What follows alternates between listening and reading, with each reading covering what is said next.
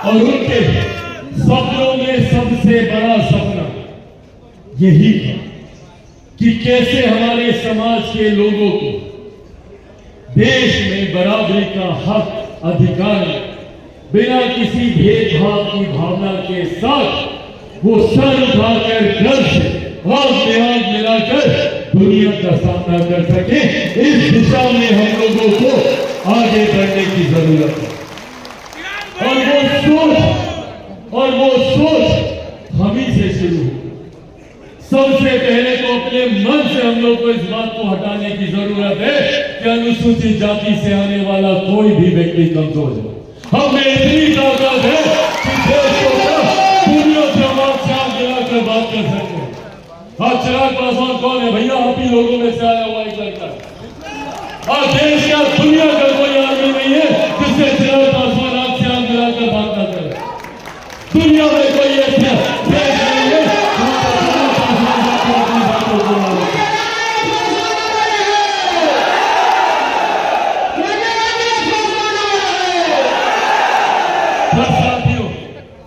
लोग हैं जो इस सोच का बदला चिराग पासवान को समाप्त कर लेना चाहते हैं, जो नहीं चाहते कि भैया ये लड़का क्यों इतना बोल रहा है, जिनको नहीं पसंद आता कि ये अपने समाज का हाथ पकड़कर क्यों आगे लेकर जा रहा है, जिनको नहीं पसंद आता कि ये अपने पिता के जाने के बाद उनकी सोच को क्यों आगे बढ़ाने का काम करे, और वो मानसिकता वाले लोग चिराग पासवान को समाप्त करने का प्रयास करते हैं, चिराग पासवान को तोड़ने का प्रयास करते हैं।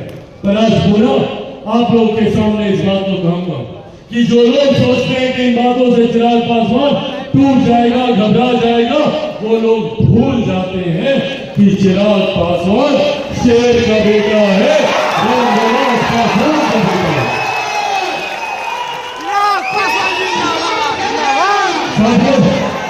ना टूटने वाला हूँ, ना झुकने वाला हूँ, और डरता तो भैया मैं किसी से नहीं हूँ।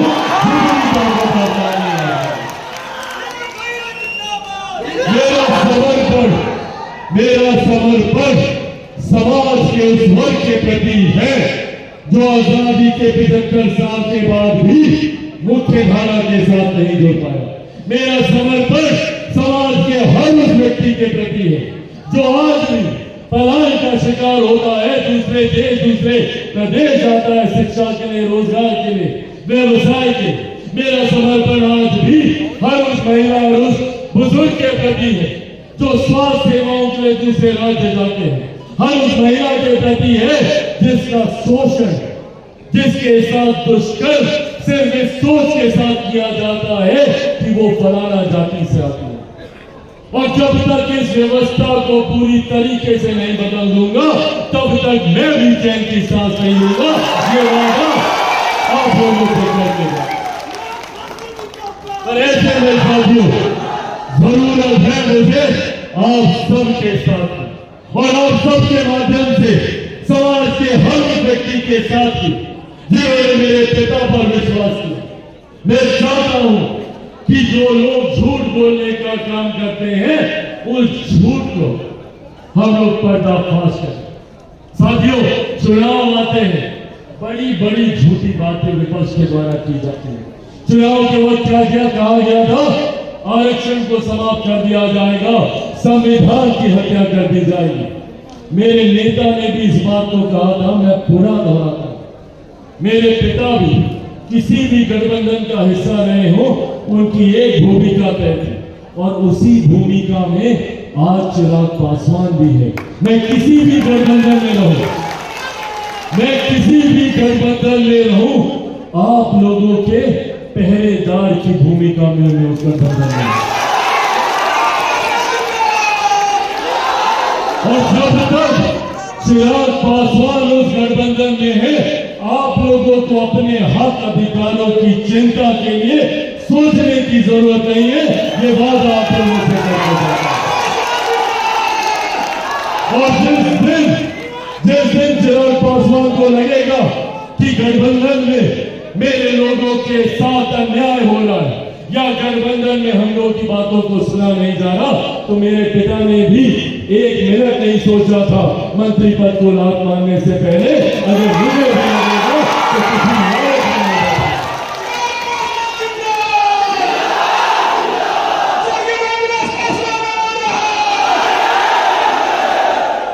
साथियों, हाल फिलहाल में लैटरल एंट्री का भी एक मामला आया जहां पर ऐसे पदों के लिए नियुक्तियां निकाली गई जिन पदों तक पहुंचने की सोच इच्छा हमारे समाज के लोग रखते हैं और एक साथ कई रिक्तियां निकाली गई। उस वक्त भी आप लोगों का पहरेदार होने के नाते चिराग पासवान दमके की चोट पर अपनी ही सरकार के सामने न सिर्फ खड़ा होने का काम किया बल्कि प्रधानमंत्री जी से आप लोगों की समस्या पर चर्चा भी करने का काम किया।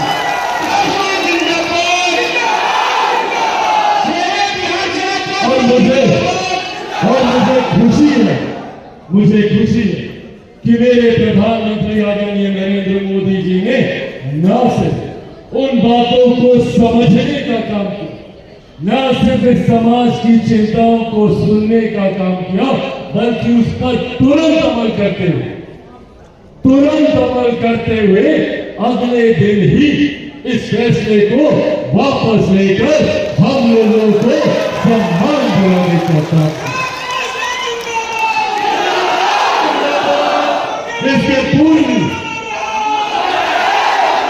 इसके पूर्व संभवतः अगर साहब मुझे ठीक से याद है 2019 की शायद ये बात 18-19 अनुसूचित जाति जनजाति अत्याचार निवारण विधेयक को लेकर एट्रोसिटी एक्ट में माननीय न्यायालय के द्वारा कुछ डाइल्यूशन कर दिया गया था, उसको कमजोर करने का प्रयास किया गया था इस कानून को। उस वक्त मेरे नेता मेरे पिता आदरणीय रामविलास पासवान जी जीवित थे, तब भी हम लोगों ने मजबूती से सरकार के समक्ष अपनी बातों को रखा और तब भी हमारे प्रधानमंत्री आदरणीय नरेंद्र मोदी जी ने हमारे समाज की पीड़ा को समझकर तुरंत उस कानून को यथास्थिति में पुनर्स्थापित करने का काम किया।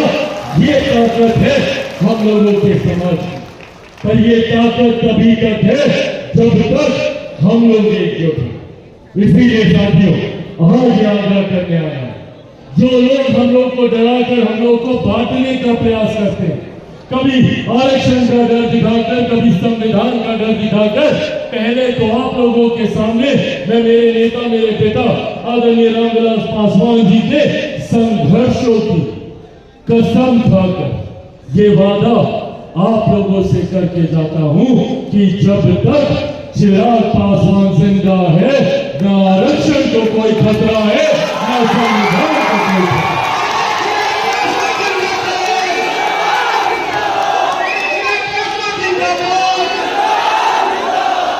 पर खतरा है तो विपक्ष की इस बांटने की रणनीति से, खतरा है तो इस बंटवारे की राजनीति से। इसीलिए साथियों, याद करूंगा, एकजुट रहे, एकत्रित रहे, समाज का कोई भी वर्ग, अनुसूचित जाति की कोई भी जाति हो, हम लोगों की पहचान तब तक है जब तक हम लोग एक हैं। जिस दिन हम लोगों को बांटने का काम कर दिया, आज हम लोग अपने अधिकारों के लिए लड़ने का काम करते हैं। आज भी आप चले जाइए, कितनी ऐसी सरकारी संस्थाएं हैं जहां पे रोस्टर कंप्लीट नहीं होता, जहां पे आज भी मानक के आधार पर हम लोगों की नियुक्तियां नहीं होती। अभी तो हम लोग उस संघर्ष में लड़ रहे हैं कि जितना बैकलॉग है उसको पूरा किया जाए। अलग अलग सरकारी संस्थाओं में कहां पर हम लोगों की वैकेंसी खाली है, उन पदों को भरा जाए। हम लोग कैसे प्राइवेट सेक्टर में अपना हक ले सके, अभी तो हम लोग यही लड़ाई लड़ रहे हैं, पर उसी में हम ही लोगों को बांट दिया गया। आज एकजुट है तो एक ताकत है, कल को अगर हम लोग अलग अलग बढ़ गए, 1%, 2% वाले बन गए तो कौन पूछने वाला। इसीलिए समाज में इस भावना का जाना जरूरी है और यह आग्रह आज आप लोगों से विशेष तौर पर करने आया। समझिए अपनी ताकत, और जो लोग हम लोग को बांटना चाहते हैं वो हम लोग का हित तो कतई नहीं चाहते, वो चाहते हैं कि हम लोग बढ़ जाए। आज एकता से हम लोग अपनी मांगों को पूरा करा सकते हैं। कल को जब हम लोग बने रहेंगे तो कौन सुनेगा और नहीं भी सुनेंगे तो क्या फर्क पड़ेगा, कितनी तो आबादी है इस जाति की। इस सोच के साथ ये लोग आगे काम करने का प्रयास करेंगे। इसीलिए साथियों, आज अपनी बातों को समाप्त करने से पहले जहां एक तरफ इस बात का प्राइवेट सेक्रेटरी को हम सेक्रेटरी जहां एक तरफ इस बात का आप लोगों को विश्वास दिलाना चाहता हूं कि चिराग पासवान की रगों में जब तक खून है, मेरे शरीर में जब तक खून का एक भी कतरा बाकी है, वो कतरा आज से ही आप लोगों के समझ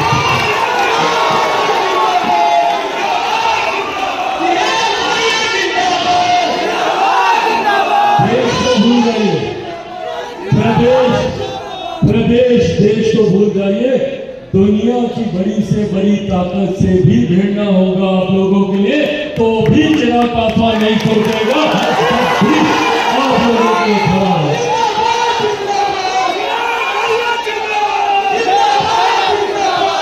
पर यह भी हकीकत है कि चिराग पासवान अकेला इस लड़ाई को कतई नहीं लड़ सकता। जरूरत है मुझे आज सबके साथ। जब आप लोगों के लिए लड़ता हूं तो ऊर्जा भी मुझे आप ही सबसे मिलती है। जब आप लोगों के संघर्ष करता हूं तो मेरी ताकत भी आप ही बनते हैं। ऐसे हर एक व्यक्ति को जो यहाँ पर मौजूद है और जो आपके गांव में है, उनको जाकर आप लोगों को ये विश्वास दिलाना होगा कि जब तक वो व्यक्ति चिराग पासवान बनकर चिराग पासवान के साथ नहीं जुड़ेगा, तब तक हम लोग इस लड़ाई को अंजाम तक लेकर आगे नहीं बढ़ पाएंगे। हर किसी को चिराग पासवान बनना होगा। बनेंगे चिराग पासवान? ऐसे नहीं, दोनों आप उठा के बताए।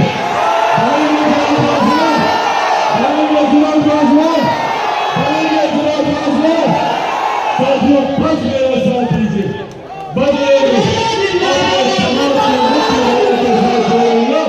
ये वादा आप लोगों से करके जाता हूं। साथियों, आज विपरीत परिस्थितियों में भी आप लोग इतनी भारी संख्या में यहाँ पर मौजूद हैं, हृदय से आप लोग का आभार प्रकट करता हूं।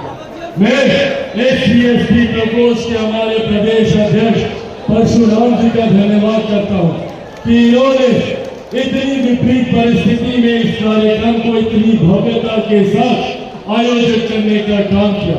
मैं जानता हूं बिहार में 12-13 जिलों में बाढ़ से प्रभावित है। पिछले 2-1 दिनों से एकदम भयावह परिस्थिति बनी हुई है। मैं आज खुद कोसी के उस इलाकों में कई जिलों में आज हम लोग दौरा करेंगे। आज इस कार्यक्रम के बाद हम लोग पूर्णिया जाएंगे, सहरसा में रात में हम रुकेंगे। कल भी कई ऐसे बाढ़ प्रभावित इलाकों में हम लोग जाएंगे, सुनिश्चित करने के लिए कि राज्य सरकार, केंद्र सरकार की कोई मदद की जरूरत में कोई कमी तो नहीं पड़ रही। इन तमाम चीजों का आकलन हम लोग आज से लेकर कल तक हम लोग करेंगे। पर उसके बावजूद आप लोग इतनी भारी संख्या में यहाँ पर आपने आने का काम किया है, इसके लिए मैं आप लोगों का धन्यवाद करता हूं। साथियों, आगामी 28 नवंबर को पार्टी का स्थापना दिवस ऐतिहासिक रूप में मनाया जा रहा है। पटना के गांधी मैदान में लंबे समय के बाद लोक जनशक्ति पार्टी रामविलास एक बड़ा कार्यक्रम, एक भव्य रैली का आयोजन करने जा रहे हैं। उसके लिए पूरे आदर के साथ आप लोगों को मैं आमंत्रित करता हूं। आप सब अपने घर परिवार के साथ उस कार्यक्रम में सम्मिलित हो और बिहार फर्स्ट और बिहारी फर्स्ट की सोच को आगे बढ़ाने का काम हो सके। अनुसूचित जाति जनजाति प्रकोष्ठ हमारी पार्टी के सबसे मजबूत स्तंभ है। एक ऐसा प्रकोष्ठ है जो हमारी पार्टी की रीढ़ है। इसको जितना मजबूत आप लोग करेंगे, उतनी मजबूत हमारी पार्टी होगी। मैं यहाँ पर अनुसूचित जाति जनजाति प्रकोष्ठ के हमारे राष्ट्रीय अध्यक्ष ज्ञानचंद गौतम जी का भी विशेष तौर पर मैं यहाँ पर स्वागत करता हूँ। एक बार जोरदार तालियां आपको इस प्रकोष्ठ के राष्ट्रीय अध्यक्ष ने बताया। वही पुनः परशुराम जी का मैं धन्यवाद करता हूँ और साथ ही में मैं धन्यवाद करता हूँ इस प्रकोष्ठ से जुड़े हुए हमारे तमाम बड़े साथियों का, जिसमें इस प्रकोष्ठ के तमाम